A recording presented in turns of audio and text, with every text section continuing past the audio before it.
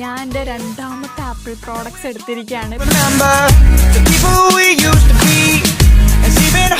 ഒരു ഷോപ്പിൽ പോയിട്ട് ഒരു പീസ് മാത്രമേ ഉണ്ടായിട്ടുള്ളൂ.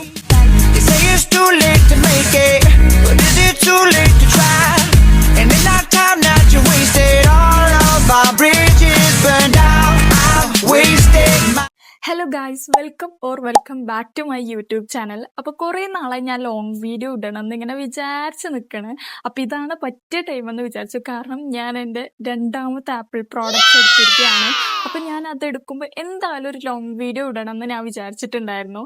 അപ്പോൾ ഇപ്പോൾ പെട്ടെന്ന് ഞാൻ ഇങ്ങനെ ഒരു ആപ്പിൾ പ്രോഡക്റ്റ് എടുക്കാൻ കാരണം, അല്ലെങ്കിൽ ഐപാഡ് എടുക്കാൻ കാരണം, എന്നെ ഇൻസ്റ്റഗ്രാമിൽ ഫോളോ ചെയ്യുന്ന ആൾക്കാരാണെങ്കിൽ മനസ്സിലായിട്ടുണ്ടാവും. പിന്നെ ഞാൻ യൂട്യൂബിൽ തന്നെ ഷോർട്സ് ആയിട്ടും അപ്ലോഡ് ചെയ്തിട്ടുണ്ട്. എനിക്ക് ആദ്യം ലോങ് വീഡിയോ ഇടണം എന്നുണ്ടായിരുന്നു, പക്ഷേ ഞാൻ ലോങ് വീഡിയോ എടുക്കാൻ ലേറ്റ് ആയിപ്പോയി. ഇപ്പം ഞാൻ ഈ ഐപാഡ് എടുത്തിട്ട് കുറേ നാളായി. അപ്പോൾ ഞാൻ ഏകദേശം ഒരു മാസം ആവാനായി. അപ്പം ഞാൻ വിചാരിച്ചു ഇതാണ് കറക്റ്റ് ടൈം ലോങ് വീഡിയോ ഇടാൻ വേണ്ടിയിട്ട്. ഈ എഡിറ്റിംഗ് കാര്യങ്ങൾക്കൊക്കെ ഐപാഡ് മസ്റ്റ് ആയിട്ട് വേണം.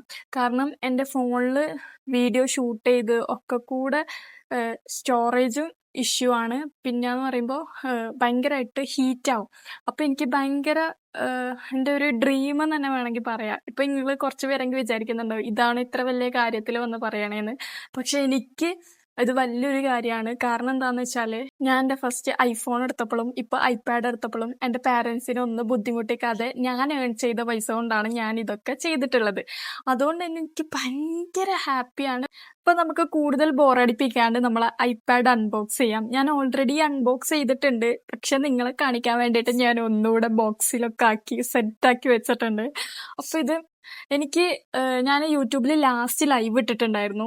ഞാനിത് എടുക്കാൻ കാലിക്കറ്റ് പോവാണ്. കാരണം ആപ്പിൾ പ്രോഡക്ട്സിന് എല്ലാത്തിനും വില കൂടി. അപ്പോൾ എവിടെയും ഐപാഡ് സ്റ്റോക്കില്ല. ഈ ഒരു മോഡല് എവിടെയും സ്റ്റോക്കില്ല, എല്ലായിടത്തും ഔട്ട് ഓഫ് സ്റ്റോക്കാണ്. അപ്പം ഞാൻ ഒരു ഷോപ്പിൽ പറഞ്ഞു വെച്ചു. അവിടെയും ഞാൻ ഉദ്ദേശിച്ച കളറും കാര്യങ്ങളും ഒന്നുമില്ല. പിന്നെ ഞാൻ കാലിക്കറ്റ് പോയിട്ട് എടുക്കാമെന്ന് വിചാരിച്ചു. അവിടെ പോകുമ്പോഴും എനിക്കൊരു ഹോപ്പും ഉണ്ടായിരുന്നില്ല ഇത് കിട്ടോ ഇല്ലയോ ഒന്നും എനിക്കറിയില്ല. അങ്ങനെയാണ് ഞാൻ പോയിട്ടുണ്ടായത്.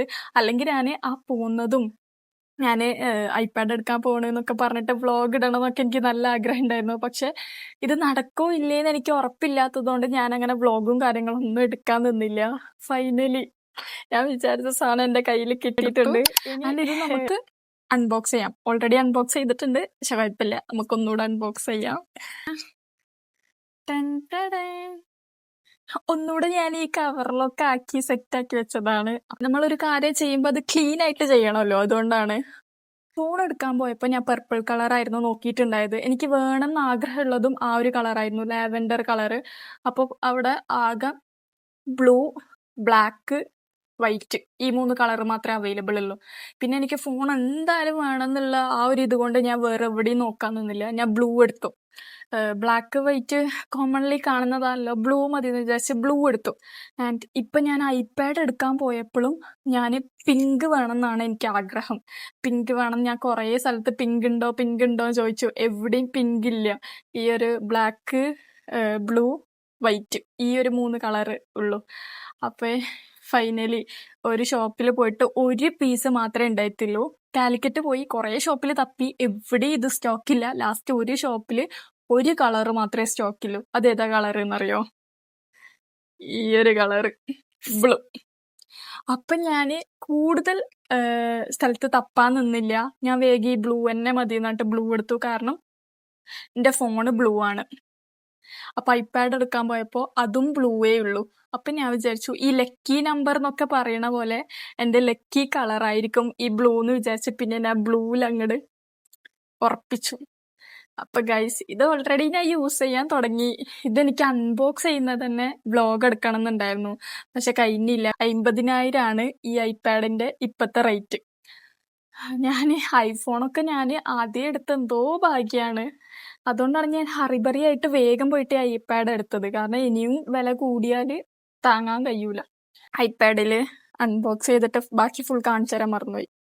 ചാർജറൊക്കെ ഇതിൽ തന്നെ വരുന്നുണ്ട്. നമ്മൾ ഐഫോൺ എടുക്കുമ്പോൾ സെപ്പറേറ്റ് ചാർജറും കാര്യങ്ങളൊക്കെ വാങ്ങണം, അതിന് എക്സ്ട്രാ പൈസ കൊടുക്കണം. ഇതെന്തുകൊണ്ടും വേർത്താണ്.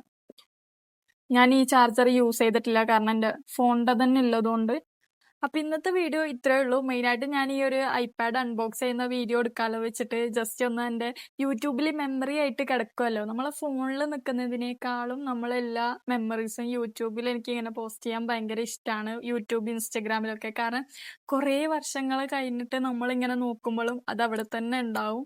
ആ ഒരു മെമ്മറീസിന് വേണ്ടിയിട്ട് എന്തായാലും യൂട്യൂബിൽ ഒരു വീഡിയോ ചെയ്തിടണം എന്നുണ്ടായിരുന്നു. അതുകൊണ്ടാണ് ഞാൻ ഇങ്ങനെ ഒരു വീഡിയോ എടുക്കാമെന്ന് വിചാരിച്ചത്.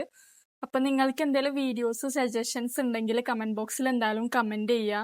ആൻഡ് ഈ വീഡിയോ ഇഷ്ടപ്പെടുകയാണെങ്കിൽ എന്തായാലും ലൈക്കും സബ്സ്ക്രൈബും മറക്കണ്ട.